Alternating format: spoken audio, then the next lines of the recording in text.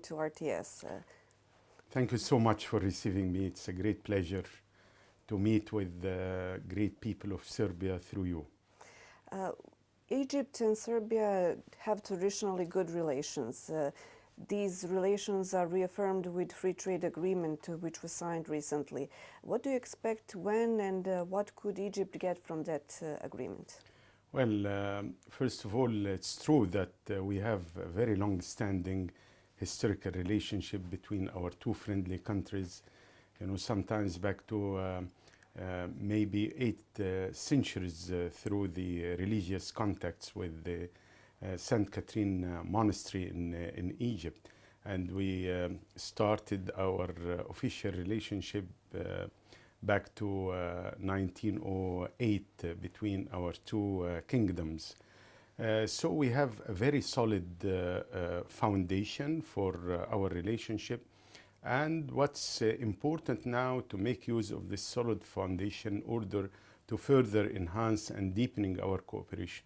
Of course, having an FTA between our two friendly countries, that will open new horizons for our cooperation in trade, investment, and of course in business, and to strengthen the relationship also between our private sectors in Serbia and in Egypt.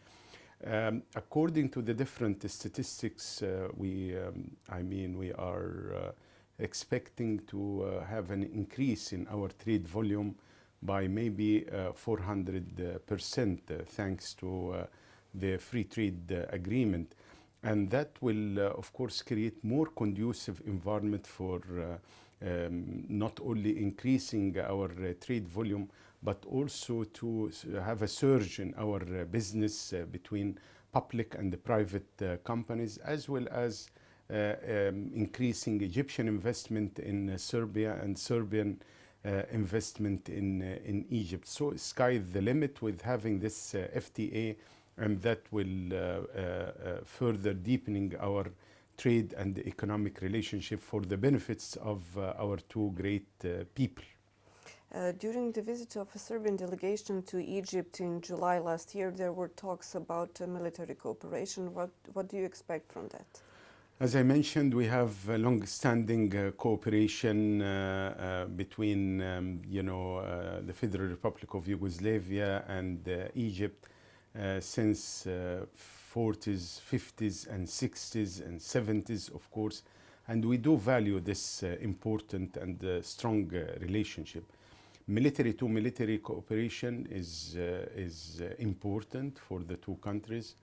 And of course, we can learn from each other through training, capacity building, joint maneuvers, joint exercise. And this is exactly what we have. So we believe that we can do more.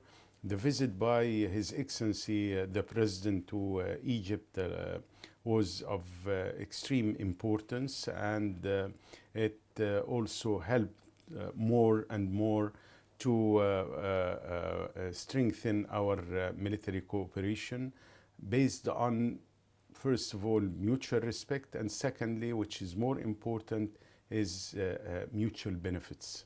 And what do you think, how could we improve relations between Serbia and Egypt even more?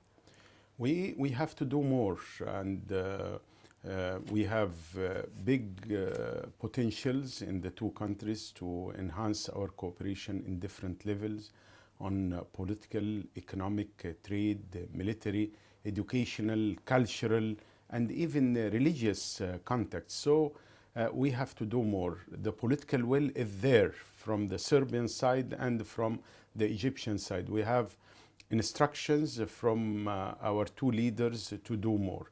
So first of all, we will have periodical ministerial political consultations in order to monitor and to follow up what is being agreed upon between the different entities of our two governments. Secondly, to activate our business councils, and in order to empower our private sector in the two countries to do more and more. Of course, in military cooperation, we can have more cooperation in not only in exercise and training, but also in joint military manufacturing. That's important. Another major area of cooperation is localization, especially in industries. Don't forget the fact that Egypt is number one, the gateway to Africa. Secondly, we have different FTA arrangements with different groups and blocks in the world. So if the Serbian businessman is doing business in Egypt, he is not targeting only the 110 million inhabitants in our market, but more than 2 billions, because we are party to the Africa Continental Free Trade Agreement, to the Arab Free Trade Agreement, even to Mercosur, which is with Latin America. And we have, of course, our association agreement with the European Union, and a lot of big companies are opening business in Egypt in order to make use of the facilities we have, especially the exemption of customs and so on, in order to enter the European market without paying custom fees. So we can do more and more based on mutual benefits of our two countries. 3 days ago, the multi-phase agreement that was mediated by your country, by Egypt, Qatar and United States that should halt the fighting in Gaza started. Egypt is also, with Qatar and United States, one of the countries that should supervise its implementation. So what do you expect? That's a huge agreement. Entire world just saw the benefits that entire world could have from that type of agreement. Do you think that's a sustainable solution for Gaza? This is what we are hoping for. That was our main objective. We've been trying over the last 15 months in order to put an end to the suffering of the innocent civilian Palestinians in Gaza. So we've been trying for 15 months to reach this agreement, and we didn't give up. And finally, we managed to achieve this historical sustainable ceasefire. We hope that the two parties will implement the agreement in good faith and with complete commitments. We have 3 phases, 3 stages. Each one is leading to the other one, and the end game should be, of course, sustainable ceasefire. And all of this process should be only a first step towards our common objective, which is initiating a credible political process between the Palestinians and the Israelis for the realization of the Palestinian state.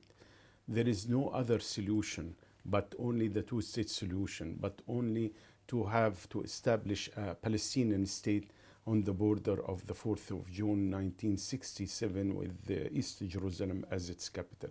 This is the only game in town. And we will do our best. We will continue to push for this objective, because this is the only guarantor for having stability and security for Israel and for the countries of the region, including the Palestinians. We have a 3-party monitoring committee, follow-up committee, and the role of the United States is indispensable, especially under the Trump administration.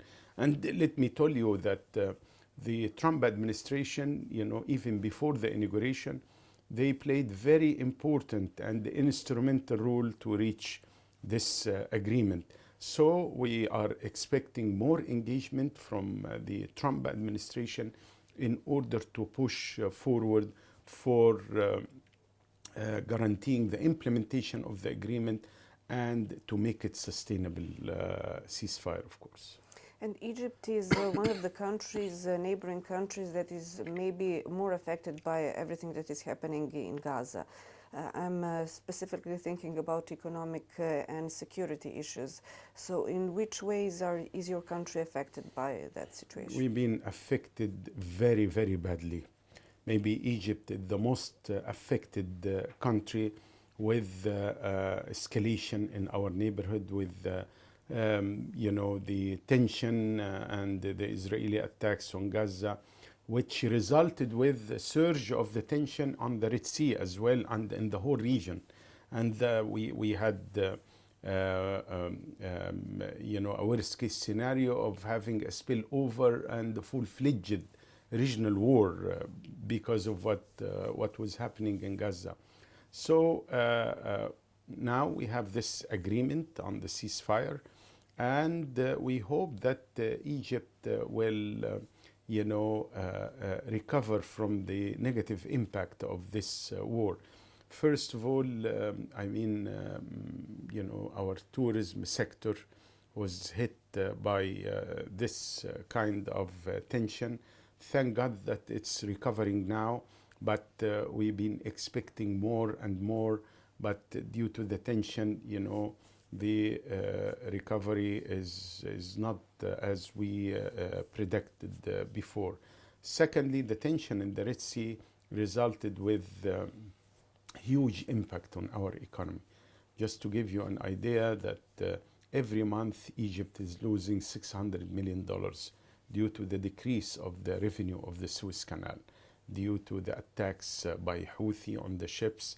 And they are using the suffering of the Palestinians as a pretext for continuing such kind of attacks. So we've been expecting now with the ceasefire, hopefully to have de-escalation and to guarantee and ensure the freedom of navigation.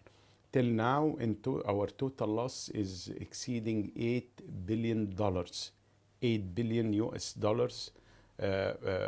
Total loss due to the decrease of the revenue of the Suez Canal. We used to have more than 72 ships crossing the Suez Canal every day. Now around 22, 23 ships. So we've been hit hard by 65% loss. And we are not a very rich country, so $8 billion is a big amount of money. And we will push very hard to ensure the freedom of navigation and, of course, to have speedy recovery. Because, first of all, we've been hit hard by the COVID and then Ukrainian crisis. Don't forget the fact that Egypt is #1 net importer of wheat. And due to the inflation, due to the skyrocketing prices of wheat, we are suffering as well in Egypt. And thirdly, the crisis in Gaza, and which resulted to the escalation in the Red Sea. So we hope that with this agreement, to have more stability, more de-escalation, in order to focus on our very ambitious developmental and modernization plans for Egypt. And Middle East crisis is affecting the entire world. You told us the effects on Egypt, but what do you expect from that region in the future? We saw that swipe of the regime in Syria happened very fast. Nobody did expect that it's going to happen that fast. So what do you expect from that region? Well, first of all, the whole situation in our neighborhood is extremely complicated. We have #1, protracted conflicts, which mean that unfortunately some of them will, continue for a longer period of time. Secondly, those conflicts are a bit of complications, and so it has a very negative impact on the stability of the whole region, and the security, of course, on the surge of terrorism, and of course having very negative impact on business, on the business environment in the whole region. So what we are trying to do now, and this is the main role of Egypt as the largest country in our neighborhood, as the country which led the whole region into peace since the great President Sadat historical visit to Jerusalem in 1977, and he paid his life because of this courageous step.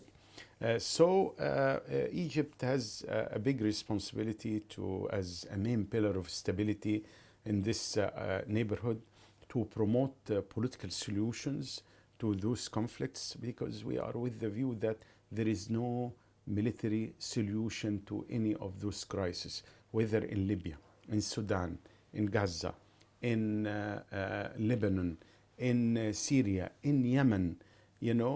Maybe this is the first time in our ancient and modern history in Egypt to be surrounded with such crises from all directions, from the east, from the west, from the south, even from the north. So we will continue to do our extensive efforts in order to de-escalate, destabilize the region, and to promote political and peaceful solutions to the existing crisis. And that, of course, will have a very positive impact on world security, because what's happening in the Middle East is affecting the stability and the security of the whole world, not only the whole region. You mentioned the influence of President Trump administration even before inauguration, but what do you expect, not only considering your region, but worldwide? What do you expect from that administration? Well, I mean, it's very hard to predict, but what we need, what we are looking forward is more engagement and more promotion for peaceful and political solutions. De-escalations and wars will not solve our problems, and we need to focus mainly on development, on of course our own agenda as a developing country to promote reform for the global financial architecture, to reform the Bretton Woods institutions like World Bank, like IMF, to be more democratic, to provide more finance for and concessional finance for developing countries in order to focus on improving the standard of living, creating jobs. So this is what we need to focus on: development, on sustainable development, and of course war will not bring peace or prosperity or stability to any country or to any region or to the whole world, of course. Thank you for speaking to RTS. Thank you. Thank you for hosting me.